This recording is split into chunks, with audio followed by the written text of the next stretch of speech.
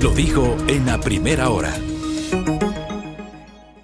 Muy bien, nos enlazamos con el asambleísta Byron Maldonado. Él nos atiende telemáticamente, representa la provincia de Loja, pertenece al movimiento Creo. Y si mal no recuerdo, si no estoy equivocado, asambleísta, corríjame, usted es parte de la Comisión de Régimen Económico de la Asamblea Nacional. Bienvenido, buen día, asambleísta. Fabricio, un placer saludarlo. Correcto, soy miembro de la Comisión de Régimen Económico y Tributario. Un gusto saludar a todo el país. Gracias a usted por la gentileza. A ver, usted ha planteado un proyecto de reformas al Código de Organización Territorial, Autonomías y Descentralización COTAD. Entiendo que hay preocupaciones sobre la asignación equitativa de recursos para parroquias, cantones y provincias. ¿Cuál es la problemática y qué plantea, asambleísta?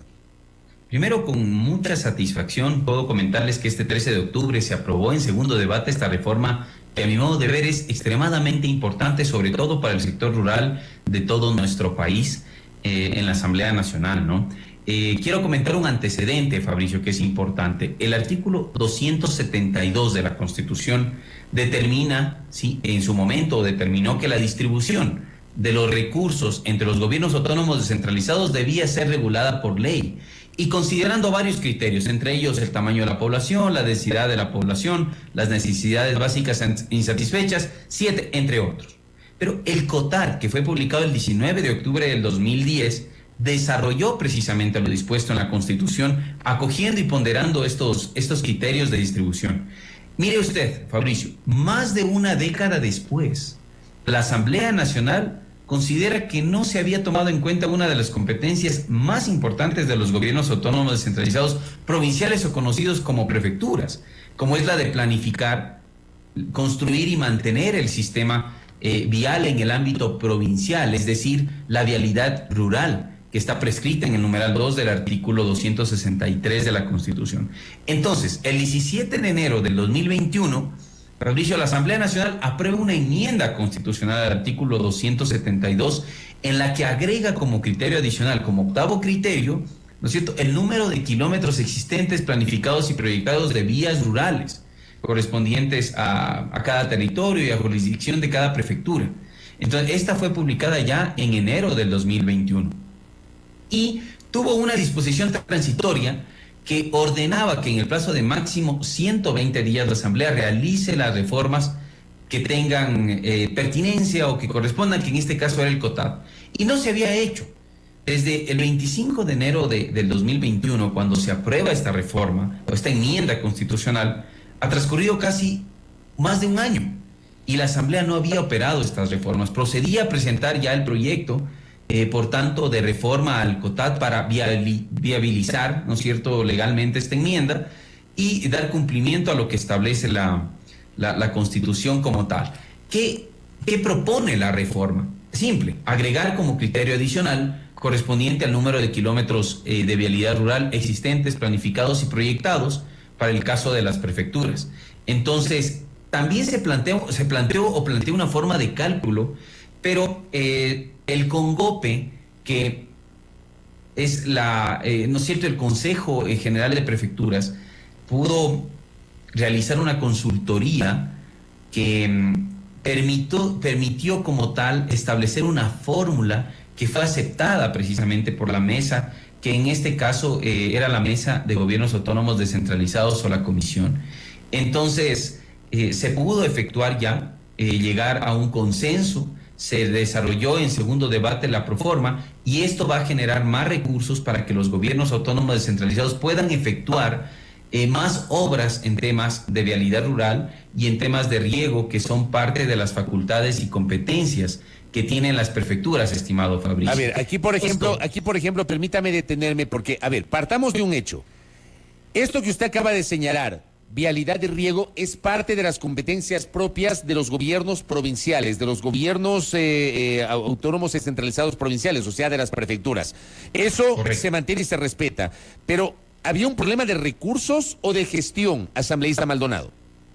Bueno, había un problema de distribución equitativa de recursos. El modelo de distribución equitativa de recursos siempre ha tenido un problema importante, por ejemplo, donde provincias muy grandes que no tienen una cantidad de vialidad rural, que es una de las competencias fundamentales de las prefecturas, como voy a poner un ejemplo, Guayas, mañana, tiene una gran cantidad de recursos, y la provincia de Loja, que es la tercera provincia en extensión a nivel de todo el país, con más de 5.500 kilómetros de vialidad rural, no tenía los suficientes fondos para que sean asignados y poder ser invertidos en temas de vialidad. Entonces, no era equitativo.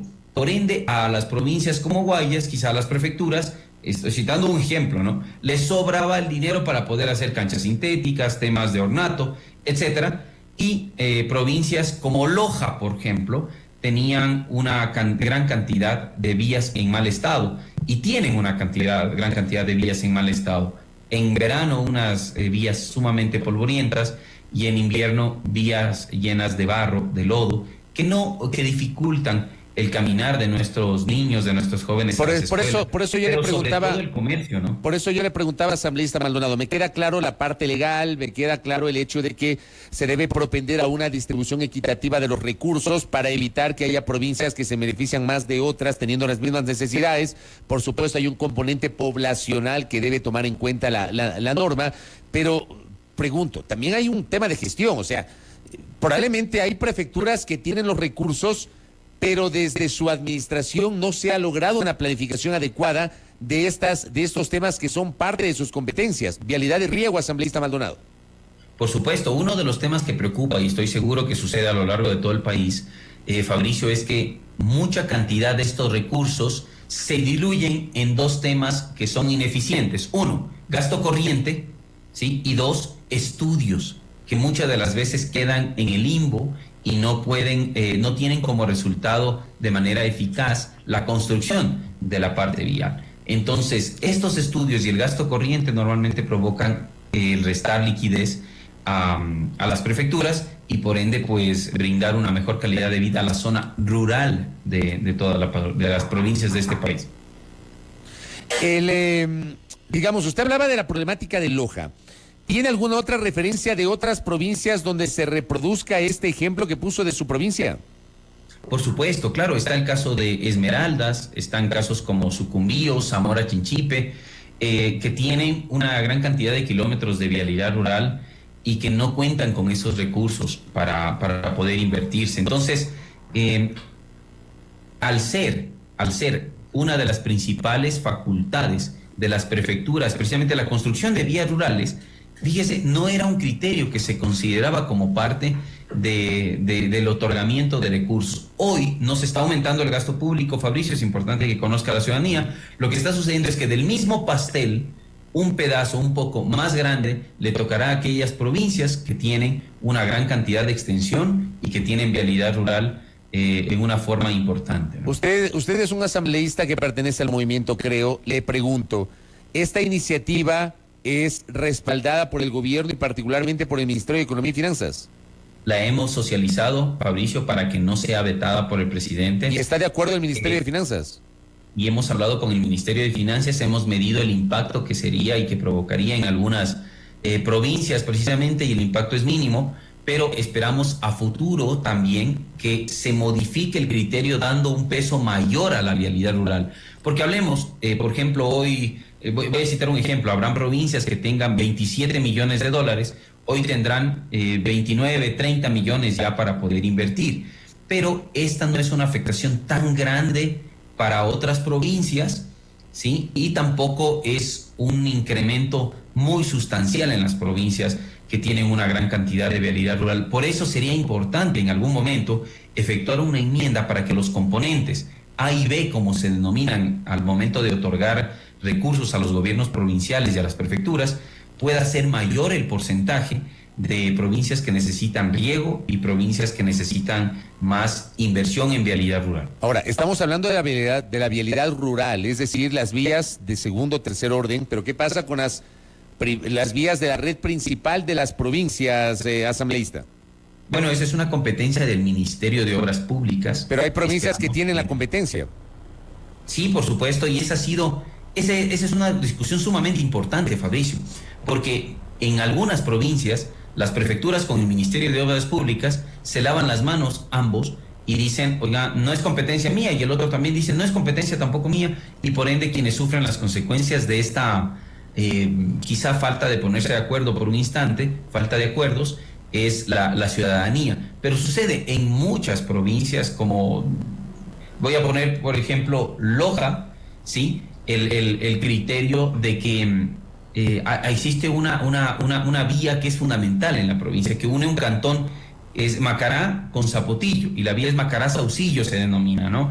Entonces, esta vía siempre ha sido un problema de llegar a un acuerdo, por ejemplo, entre si es competencia del EMETOP, que dicen algunos documentos, o es competencia de la prefectura como tal, Fabricio, pero se supone que el presupuesto que tiene el Ministerio de Obras Públicas, en este caso para las vías de primer orden, no se modifica con esta norma que estamos presentando. Claro, hay provincias, por ejemplo, en el caso de Pichincha, le comento que es el caso que yo conozco, aquí tenemos dos vías que están en manos del gobierno de la provincia, dos vías de las principales, la Calacalí-Río Blanco, que conecta a Quito con el noroccidente de la provincia de Pichincha.